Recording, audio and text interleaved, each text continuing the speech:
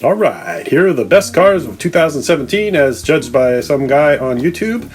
First up is the one that was getting the most attention at the show, so much so that you couldn't even get near it. So this is the all-new electric Tesla family truckster with gull-wing back doors and just heavy-duty pimp style in a family wagon.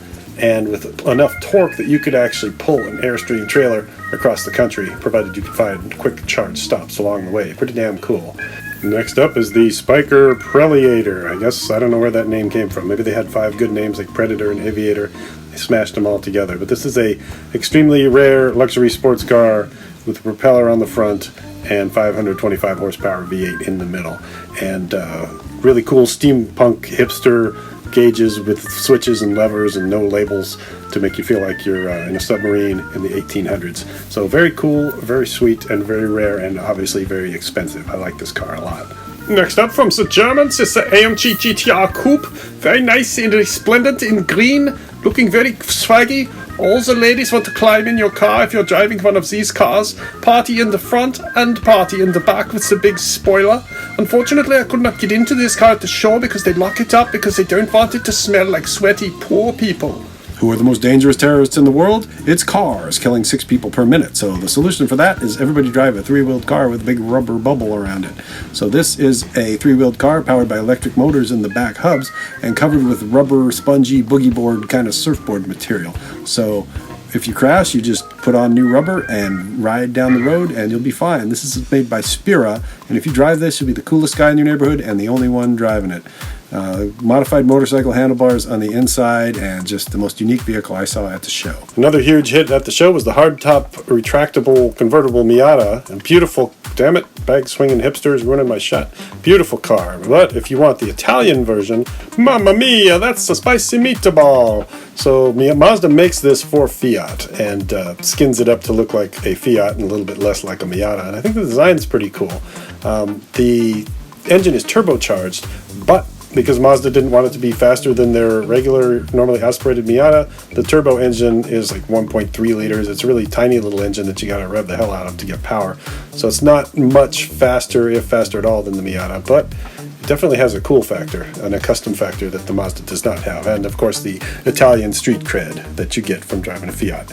And if you're looking for a similarly sized car with a hardtop, the Subaru WRX is pretty awesome. 200 horsepower, yellow, rear-wheel drive, just ton of fun. And they also make the same car for Scion and call it the Scion FRS, so that's the same car as this. And my favorite car from Subaru is still the WRX. We actually had to go outside and take it around the block. We like it so much. And it's just really awesome to rev this thing up and take it down a bumpy, potholed Los Angeles street. Ready, Charlie? Yeah. So let's go. Once you get into fast, But this year, the baddest four-wheel drive, sports car, hot hatch, whatever you want to call it, drift machine is this Ford Focus, which has 350 horsepower and all-wheel drive and drift mode. And it comes with a guy who keeps it shiny for you all year round with his special blue feather duster. So that's what it looks like on the inside. Manual transmission only on this baby. But if you don't want to drive a stick shift and don't really feel like driving at all, this car drives for you. The seats are backwards and it has a giant TV in the back. You just chill out, play with your iPad, watch TV, and the car takes you where you want to go. That is the future, my friends. 100 years from now, no one will know how to drive. No one will be able to shift gears. The future is coming. Avoid it as long as you possibly can. And in this corner, the James Bond cars. Any one of these beauties would be a great addition to your garage. All the other kids at school, they won't talk to us because we drive a bitchin' Camaro and they all ride the bus. So the Camaro is 50 years old. This is the limited edition, 50-year-old edition, but even if you're just buying the regular Camaro, the thing gets great reviews. Look at that, 10 best car and driver. Does great on the racetrack, finally. So finally there's an American muscle car that can do everything, go anywhere, and compete with the sports cars from over across the pond.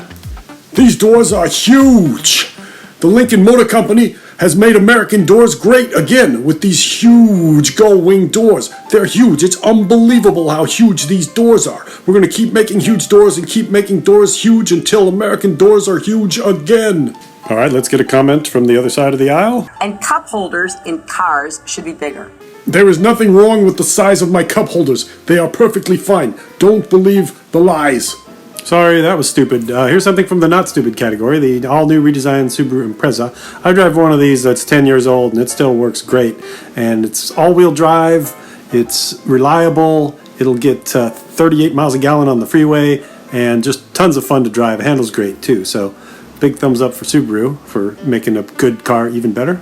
And if you want to go faster, the Porsche is on the list. The Porsche is still a Porsche, looks like a Porsche. You don't need to know anything else other than that it's a Porsche. And if you want a Porsche, that is a very Porsche for you. And if you want a Porsche and you like to take things apart and put them back together, you can buy this Lego Porsche, which will be tons of fun. Parts are easy to find at any toy store. And there you go, the Lego Porsche race car. And from the Germans at BMW, the M2. Vocabulary lesson for you kids. The word ultimate doesn't mean best, it means last. So this is the ultimate driving machine. 365 horses, 2 doors, rear-wheel drive, tons of fun.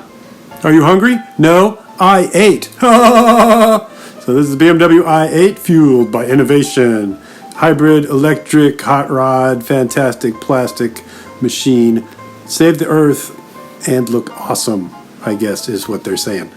And from Jaguar, the I-Pace. Electric car, 0 to 60 in 4 seconds, 4-wheel drive, and looks pretty slick, kind of like a chunky sports car.